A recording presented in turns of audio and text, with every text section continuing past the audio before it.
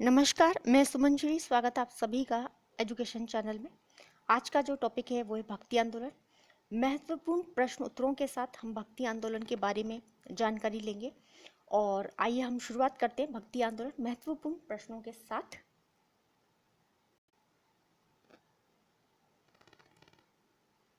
सबसे पहले हम पढ़ने वाले हैं रामानुज। रामानुज जी का जन्म कब हुआ, कहाँ हुआ, इनके माता पिता का नाम क्या है, उनके बारे में देखेंगे।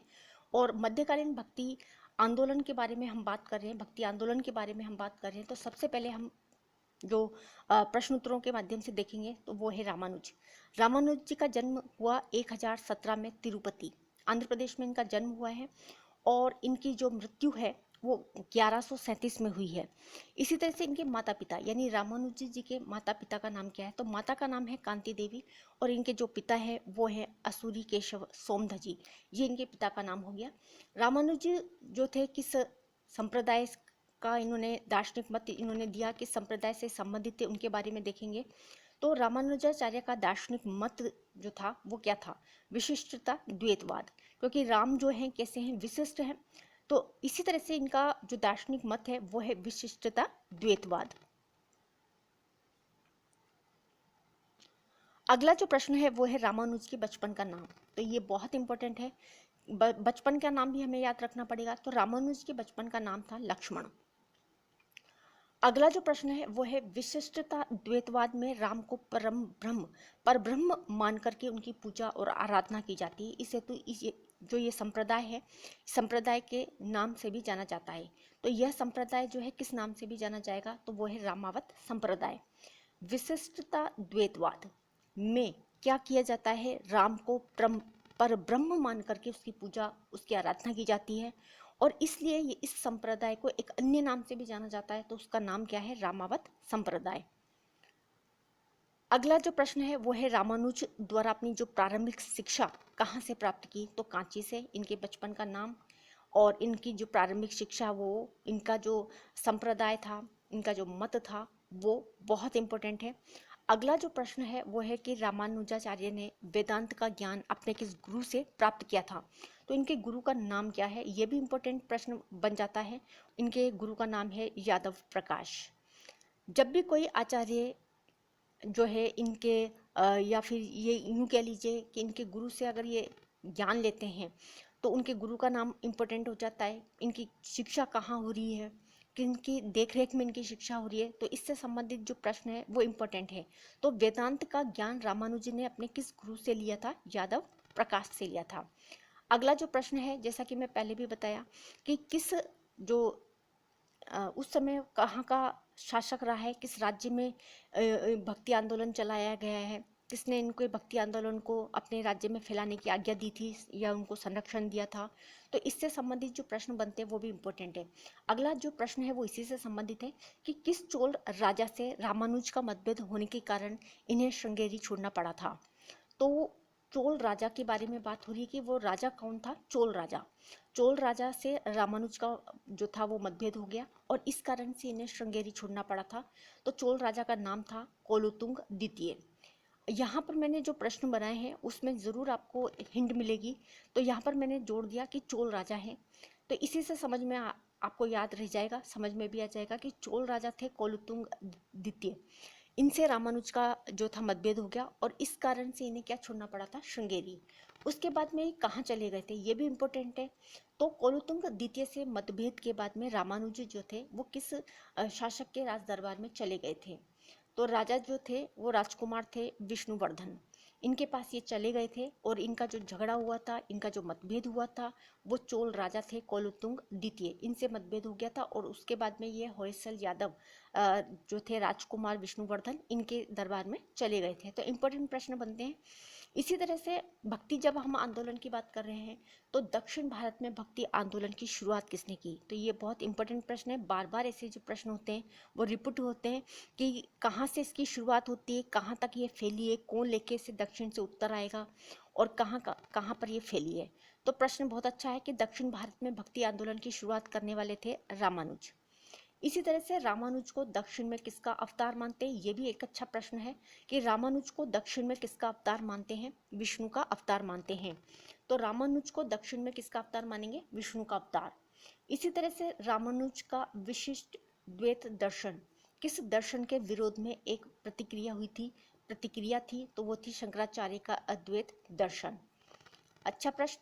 इसी तरह से सत्य कथन की बात करते हैं, जैसे कि मिलान करने वाले जो अक्सर मैंने बताया कि प्रश्न आते हैं, सत्य कथन है, असत्य कथन है, या सत्य कथन का चयन करना है, या इसमें से कोई गलत कथन है किसी के बारे में, तो वो बात करना है। यहाँ पर हम रामानुज के बारे में बात करते हैं, उन्हीं से संबंधित कुछ जो सत्य कथन है वो लिखे गए हैं, तो इससे आपको उनके बारे में और जानकारी मिलेगी। जैसे कि रामानुज सगुण ईश्वर में विश्वास रखते थे, बिल्कुल रखते थे। वे भक्ति को मोक्ष का साधन मानते थे और रामानुज के द्वारा विशिष्ट द्वैत दर्शन का प्रतिपादन किया था, बिल्कुल किया था। इसी तरह से वैष्णव धर्म को दार्शनिक आधार प्रदान किया था, बिल्कुल किया था। तो इनके बारे में जो भी कथन है वो बिल्कुल सत्य हैं। अगला जो प्रश्न है वो भी बहुत अच्छा प्रश्न है, और इससे संबंधित जो है पूछा जरूर जाता है जब भी कोई जो है आंदोलन शुरू होता है, उस आंदोलन पर किसके द्वारा कौन कौन सी पुस्तकें लिखी गई हैं उसके बारे में बात करते हैं। तो रामानुज के द्वारा भक्ति पर कई पुस्तकें लिखी गई थी, तो कौन कौन सी ऐसी पुस्तकें थी जो लिखी गई थी? तो वो है वेदांत सार है, वेदांत द्वीप, वेदांत सवमय है, ब्रह्मसूत्र भाष्य लिखा है, भगवत गीता पर इन्होंने टीका भी लिखी है, और एक ग्रंथ है इनका न्याय कुलिश, ये इनका लिखी हुई किताब है, ग्रंथ है इनका। तो रामानुज के द्वारा भक्ति पर कई पुस्तकें भी लिखी गई हैं, जैसे कि वेदांत सार है, ब्रह्मसूत्र भाष्य है, वेदांत द्वीप, वेदांत सवमय है, भगवत गीता पर इन्होंने टीका लिखी थी, और एक इनका जो ग्रंथ है वो है न्याय कुलिश। तो ये इनकी पुस्तकें हो गई। अब प्रश्न अगला जो है वो है कि रामानुज का संप्रदाय था, तो श्री संप्रदाय के लीजिए या श्री वैष्णव संप्रदाय, वो इन्हीं का संप्रदाय है। और ये संप्रदाय किससे संबंधित है? तो रामानुज जी से यह संप्रदाय संबंधित है।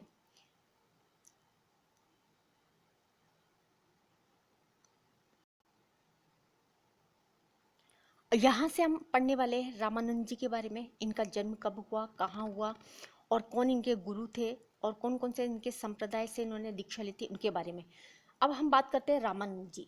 रामानंद जी का जन्म कब और कहाँ? तो 1299 में इनका जन्म हुआ है रामानंद जी का, इलाहाबाद में, कान्य कुंज परिवार में।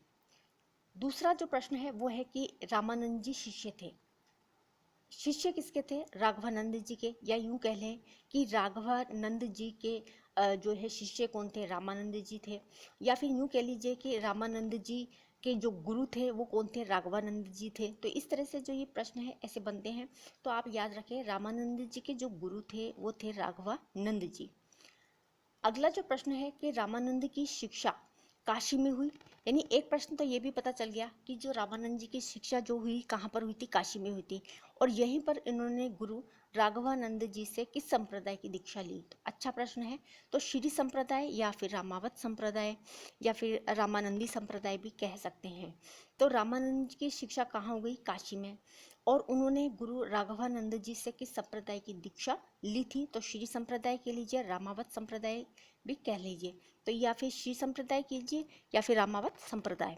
तो इनसे जो इस संप्रदाय की जो दीक्षा थी इन्होंने रामानंद जी ने राघवानंद जी से ली थी। अगला जो प्रश्न है वो है कि रामानंद जी ने कृष्ण और राधा की भक्ति के स्थान पर किसकी भक्ति को आरंभ किया था? रामानंद जी ने कृष्ण और राधा की भक्ति के स्थान पर किसकी भक्ति को आरंभ कर दिया था? तो वो है राम और सीता। अगला जो प्रश्न है वो है कि किसे दक्षिण और उत्तर भारत में भक्ति आंदोलन के बीच एक सेतु कहा गया है? यानी कि दक्षिण भारत से और उत्तर भारत में भक्ति आंदोलन के बीच का एक सेतु कहा गया है, तो वो है रामानंद जी।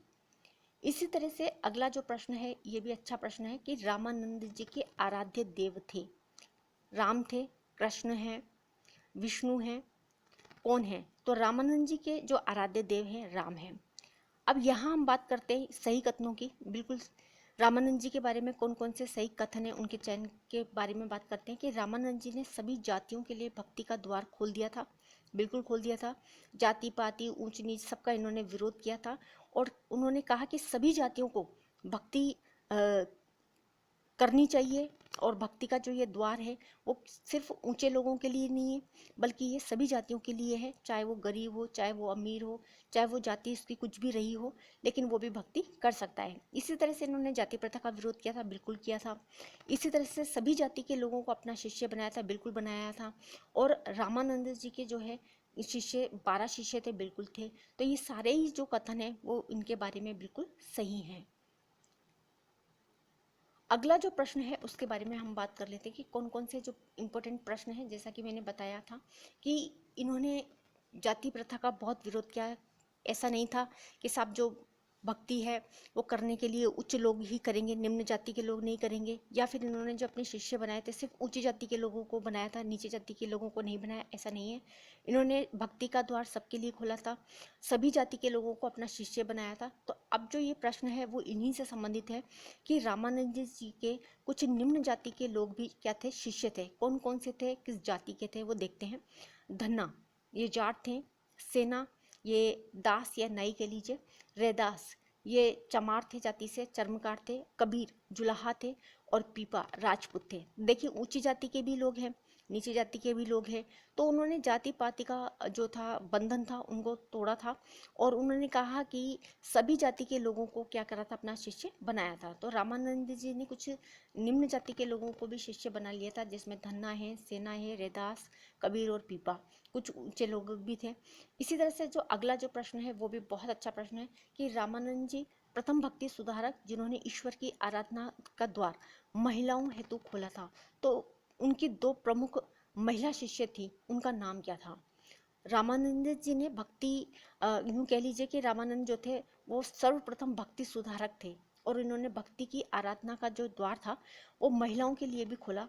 उनकी दो प्रमुख महिला शिष्याएं थी, और उनका नाम था, एक का नाम था सुरसरी और दूसरे का नाम था पद्मावती। ये दो जो महिला शिष्या थी रामानंद जी की। इसी तरह से रामानंद जी के बारे में कहा गया है कि वे प्रथम भक्ति संत जिन्होंने हिंदी भाषा को अपने मत के प्रचार का जरिया बना करके भक्ति आंदोलन को जन जन तक पहुंचाया। तो ऐसे कौन से संत थे, वो थे रामानंद जी। रामानंद जी चाहते थे कि उनका जो प्रचार है भक्ति का वो उस भाषा में जाए कि लोगों तक पहुँचे, जन जन तक पहुँचनी चाहिए भक्ति। और इसीलिए उन्होंने क्या करा कि हिंदी भाषा को अपने मत का प्रचार बनाया, हिंदी भाषा में प्रचार करने लगे हुए भक्ति का, ताकि लोग ज़्यादा से ज़्यादा उससे जुड़े, ज़्यादा से ज़्यादा उसे समझें, और ये भक्ति जो है वो सारे भारत में, सारे देश में लोगों तक पहुँचे। इसी तरह से रामानंद जी की मृत्यु के बाद उनके अनुयायी दो भागों में विभक्त हो गए थे। तो कौन कौन से उनके दो भाग थे, तो दो भाग कर दिए गए थे। यानी कि रामानंद जी की जब मृत्यु हो गई थी तो उनके अनुयायी दो भागों में विभक्त हो गए। तो कौन कौन से दो भाग हुए थे, दो भाग हुए। एक पहला भाग हुआ था उनका सुधारवादी, दूसरा भाग हुआ था रूढ़िवादी। अब इनका नेतृत्व किस किसने किया था, तो सुधारवादी जो था उसका नेतृत्व करने वाले थे कबीर, जबकि रूढ़िवादी जो था उसका नेतृत्व करने वाले थे तुलसीदास। तो रामानंद जी की मृत्यु के बाद उनके अनुयायियों के द्वारा दो भागों में विभक्त हो गए, और दो भाग थे सुधारवादी और रूढ़िवादी। सुधारवादी का जो नेतृत्व करने वाले थे वो कबीर थे, जबकि रूढ़िवादी के थे तुलसीदास। इसी तरह से रामानंद जी की जो भक्ति थी वो किस भाव की थी, तो दास्य भाव की थी इनकी भक्ति।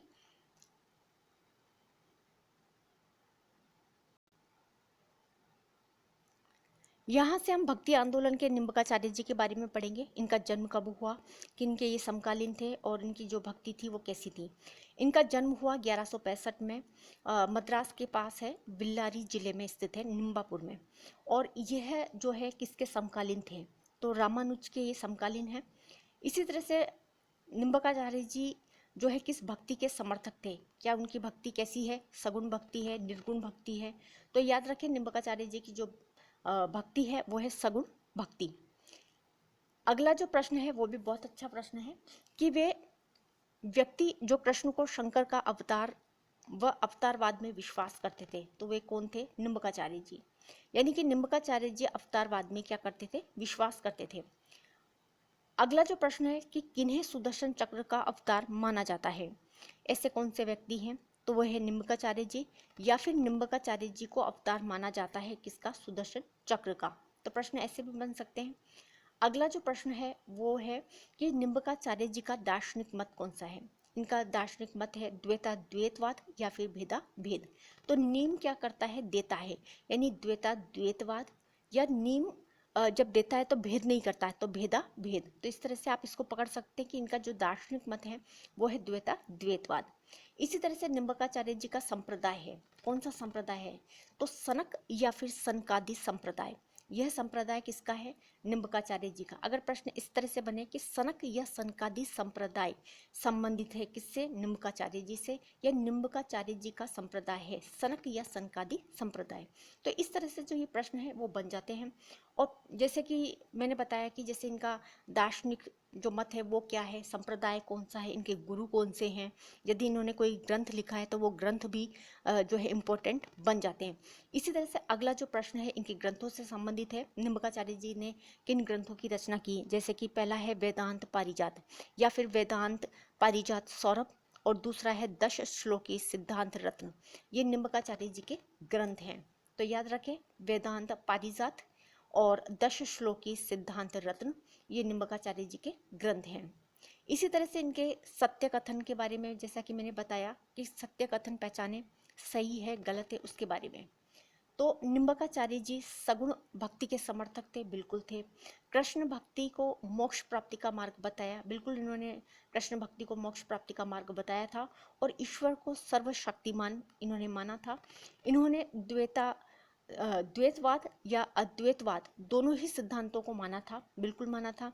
और निम्बकाचार्य जी का जो मत है वो है द्वैता द्वैतवाद, यानी नीम देता है तो द्वैता द्वैतवाद। तो इस तरह से ये जितने भी कथन थे वो सारे मिलान करके लिखे गए हैं, और सारे के सारे जो कथन हैं वो निम्बकाचार्य जी से संबंधित है और महत्वपूर्ण जो प्रश्न है उनसे संबंधित है। यहाँ से हम भक्ति आंदोलन में माधवाचार्य जी के बारे में जानेंगे, इनका जन्म कब हुआ और इन्हें किन किन नामों से जाना जाता है।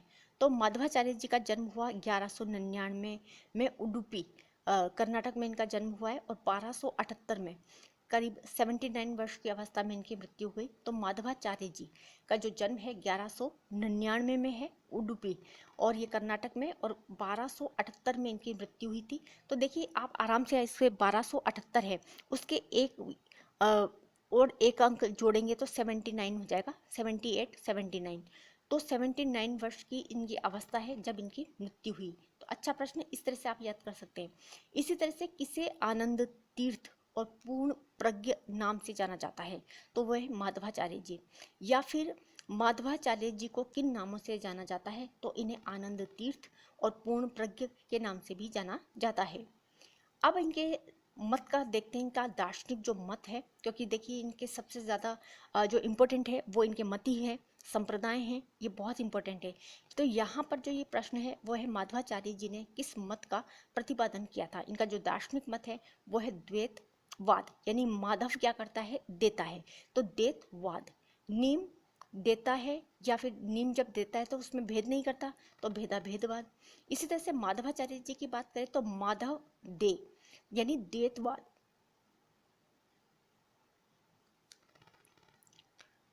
इसी तरह से अगला जो प्रश्न है वो है कि किसने रामानुजाचार्य के विशिष्ट अद्वैतवाद और शंकराचार्य के अद्वैत का खंडन किया था। ऐसे कौन से व्यक्ति हैं, तो वो है माधवाचार्य।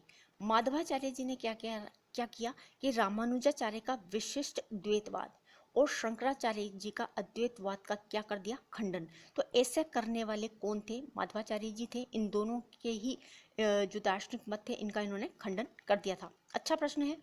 और ऐसे जो प्रश्न है किसने किस मत का खंडन किया था, किसने किस मत को जो है माना था, कौन किसके संरक्षण में चला गया था, किससे इसका मतभेद हो गया था, ये इंपॉर्टेंट प्रश्न बनते हैं। इसी तरह से यहाँ पर अगला जो प्रश्न है वह है कि माधवाचार्य भक्तिपूर्वक किसकी उपासना पर बल देते थे, तो विष्णु की उपासना पर इन्होंने क्या दिया है, बल दिया है। अगला जो प्रश्न है वो है कि वैष्णव भक्ति मत गौड़ स्वामी के द्वारा अधिक प्रचार करने के कारण यह संप्रदाय कहलाया गौड़ीय संप्रदाय। तो विष्णु की उपासना तो माधवाचार्य जी ने बताया, उपासना किसकी उपासना पर इन्होंने बल दिया था, तो वह विष्णु की उपासना पर। और वैष्णव भक्त जो थे गोडस्वामी, उनके द्वारा इसका बहुत ज़्यादा प्रचार किया गया और इस कारण से यह संप्रदाय किस नाम से कहलाया, तो वो है गौड़ीय संप्रदाय। इसी तरह से माधवाचार्य का संप्रदाय है वो कौन सा है, ब्रह्म संप्रदाय, ये इनका संप्रदाय हो गया। अगला जो प्रश्न है वो है कि किन्हें वायु का अवतार माना गया है, तो वह है माधवाचार्य। इन्हें आनंद तीर्थ के नाम से भी जानते हैं, तो ये आप याद रखें कि किन्हें आनंद तीर्थ के नाम से जाना जाता है, तो माधवाचार्य जी हैं। और इसी तरह से किन्हें वायु का जो है अवतार माना गया है, तो वो माधवाचार्य जी है, या माधवाचार्य जी को अवतार माना गया है किसका, वायु का। तो ये इंपॉर्टेंट जो प्रश्न है वो बन जाते हैं। इसी तरह से माधवाचार्य जी के उपदेशों को उनके किस शिष्य ने संकलित किया था, उनका जो शिष्य है उनका नाम क्या है, उनका नाम है जयतीर्थ। इन्होंने, ये शिष्य थे माधवाचार्य जी के, और इन्होंने ही इनके उपदेशों को क्या किया था, संकलित किया था। अगला जो प्रश्न है वो यह है कि जयतीर्थ ने माधवाचार्य के उपदेशों को किस में संकलित किया था, तो वो है सूत्र भाष्य। सूत्र भाष्य में माधवाचार्य जी के जो उपदेश हैं वो संकलित हैं, और ये संकलित करने का जो कार्य था उनका शिष्य जयतीर्थ ने किया था। तो इस तरह से आप ये याद करें कि माधवाचार्य जी के जो उपदेश हैं वो सूत्र भाष्य में संकलित हैं। इसी तरह से अगला जो प्रश्न है वो है माधवाचार्य के द्वारा अपने उपदेश किस भाषा में दिए, क्या हिंदी में दिए थे, या उन्होंने जो है राजस्थानी भाषा में दिए, कन्नड़ में दिए, तमिल में दिए, किस भाषा में दिए थे, तो माधवाचार्य जी ने अपने जो उपदेश थे वो कन्नड़ भाषा में दिए। ये भी एक इम्पोर्टेंट प्रश्न बनता है। अक्सर ऐसे जो प्रश्न है वो बिल्कुल एग्जाम में बनते हैं, पूछे जाते हैं, कौन से जो है विद्वानों के द्वारा उपदेश जो दिए गए हैं वो किस में दिए गए हैं। यहाँ पर हमने भक्ति आंदोलन से संबंधित जो महत्वपूर्ण थे, जैसे कि माधवाचार्य जी हैं, निम्बकाचार्य जी को हमने पढ़ा, रामानंद जी को पढ़ा, और निम्बकाचार्य जी को पढ़ा, रामानुज जी के बारे में हमने पढ़ा। तो आज के इस वीडियो में मैंने पूरी कोशिश करी है इनके जो है बहुत ज़्यादा से ज़्यादा जो प्रश्न हैं उनको मैं समेट सकूं, और इम्पोर्टेंट जो प्रश्न थे उनको मैं सेलेक्ट करके आपके लिए लेके आई। इस टॉपिक को मैंने और ज़्यादा सरल बनाने की पूरी कोशिश की है। आपको ये टॉपिक कैसा लगा ज़रूर कमेंट्स करें, और जो नए विद्यार्थी हैं उनसे भी मैं रिक्वेस्ट करना चाहूँगी कि आप यदि हिंदी साहित्य से संबंधित हिंदी विषय से संबंधित अगर आप तैयारी करें तो चैनल को देखते रहिए। बहुत सारी हिंदी साहित्य से संबंधित वीडियोस हैं, इसी तरह से करंट्स के वीडियो हैं, राजस्थान जी के से संबंधित भी आपके पास वीडियो जितने हैं उतने उपलब्ध हैं, उनको आप पढ़ें और आप अपनी जानकारी को बिल्कुल पुख्ता कर लें। ये वीडियो आपको कैसा लगा ज़रूर कमेंट्स बताएं, और ज़्यादा से ज़्यादा आप शेयर करें। वीडियो देखने के लिए आप सभी का बहुत बहुत धन्यवाद, और देखते रहें सुमन श्री एजुकेशन चैनल। धन्यवाद।